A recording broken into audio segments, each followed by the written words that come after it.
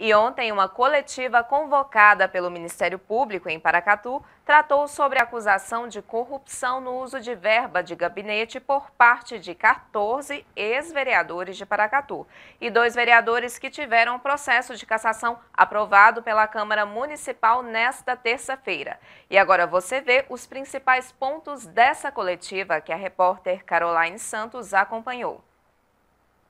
O Ministério Público de Minas Gerais, por meio da 3ª Promotoria de Justiça de Paracatu e da Coordenadoria Regional de Defesa do Patrimônio Público do Noroeste de Minas, propôs 23 ações civis públicas por ato de improbidade administrativa contra 2 vereadores, 14 ex-vereadores, uma advogada, 3 assessores parlamentares, uma servidora pública da Câmara Municipal e diversos empresários de Paracatu.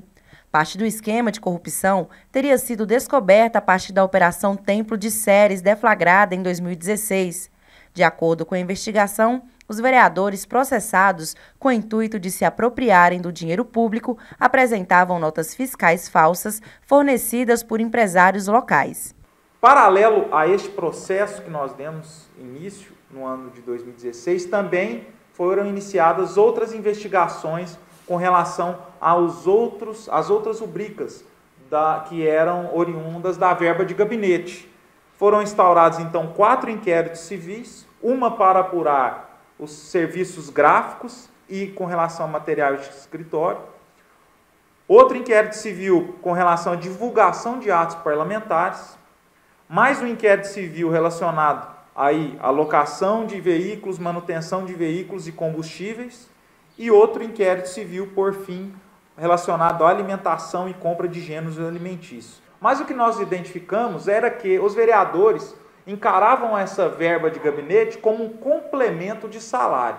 E por isso, ao final, quando eles viam e gastavam ali de maneira legítima, vamos dizer que ao final do mês faria jus à indenização de R$2.000, para inteirar ali os 4, 5 ou 6 mil reais que era o teto máximo, eram emitidas notas fiscais fraudulentas de serviços que não eram prestados. Então, cada vereador tinha ali a sua maior facilidade de conseguir uma nota fiscal falsa com um posto de gasolina, ou então em um determinado restaurante, né? E, sem dúvida alguma, o dano de maior monta que nós apuramos foi que se conseguia mais facilmente as notas fiscais fraudulentas, foi relacionado à locação de veículos. De acordo com a investigação, com a apresentação das notas fiscais falsas ou irregulares, os vereadores, com o apoio dos assessores processados, causaram um prejuízo aos cofres públicos da ordem de R$3,5 milhões. Em razão desses fatos, o Ministério Público pediu a condenação deles por improbidade administrativa e enriquecimento ilícito, além do pedido de multa civil e dano moral coletivo de aproximadamente R$11.429.398,64.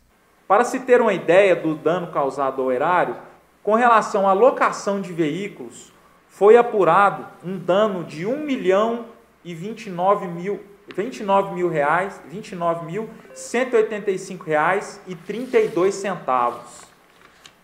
Com relação à manutenção de veículos, foi apurado um dano ao erário de R$328.630,18. Com relação a combustível, foi apurado um dano ao erário de R$620.193,13. Com relação à gráfica e material escolar, foi apurado um dano ao erário de R$136.472. Com relação à publicidade, foi apurado um dano ao erário de R$22.700. Com relação à alimentação, foi apurado um dano ao erário total de R$145.638,14. Conforme a promotora de justiça, doutora Mariana Duarte Leão, os mesmos apresentavam notas de compra de gasolina para carros movidos a diesel ou de vários abastecimentos completos de um mesmo veículo na mesma hora. Em outras, constavam a troca de uma mesma peça várias vezes ou a compra de peças incompatíveis com o veículo indicado na nota. Em relação à ousadia dessas pessoas, em relação à expectativa que eles tinham de não serem fiscalizados. Se a pessoa dirige um carro que é um carro a gasolina, vai no posto de gasolina e consegue várias notas de diesel, como se essas notas pedindo reembolso, como se tivesse colocado diesel num carro que era gasolina. O contrário também aconteceu, de uma pessoa que dirigia um carro que abastecia com diesel e apresentou nota de gasolina. A pessoa fingia que alugava um carro, nós conversamos com o real proprietário do carro, isso aconteceu com várias pessoas, nós conversamos com vários proprietários, os proprietários falaram, esse carro sempre foi meu, eu sempre dirigi esse carro nunca foi alugado. E os vereadores apresentavam notas fiscais como se tivessem locado esse carro, depois como se o carro tivesse estragado e eles tivessem pago o conserto. Quem paga o conserto num carro locado? Primeiro que o carro não tinha sido locado, segundo que o problema nunca existiu e eles apresentando notas como se estivessem consertando um carro locado. E depois como se estivesse abastecendo o carro com combustível que não era compatível com aquele carro. Ainda durante a coletiva, os promotores de justiça ressaltaram que crimes como este acontecem com frequência. Porém, a Promotoria de Justiça precisa do auxílio da população cobrando e realizando denúncias. O número dos processos foi fornecido na nota. Qualquer um que tenha curiosidade pode ir lá verificar e inclusive ver os detalhes do que cada um fez. As pessoas às vezes veem as coisas erradas e não têm coragem de denunciar. Eu queria, inclusive, fazer um apelo aqui para toda a população, para comparecer mais na promotoria, utilizar os canais, ainda que seja através de denúncia anônima, para denunciar os atos, né? Muitas das coisas que a gente está revelando agora, a gente escuta as pessoas, eu já sabia que o fulano dava nota, eu já sabia que o ciclano fazia isso. Eu falei, poxa, então por que não denunciar, né? E eu acho que todo movimento que cobra transparência, que cobra ética, que cobra a honestidade dos governantes e de qualquer cidadão é um movimento que tem que ser estimulado.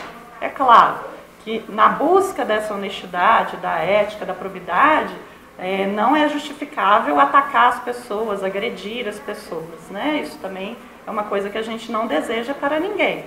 Mas eu gostaria que as pessoas tivessem ainda mais engajamento na luta contra a corrupção.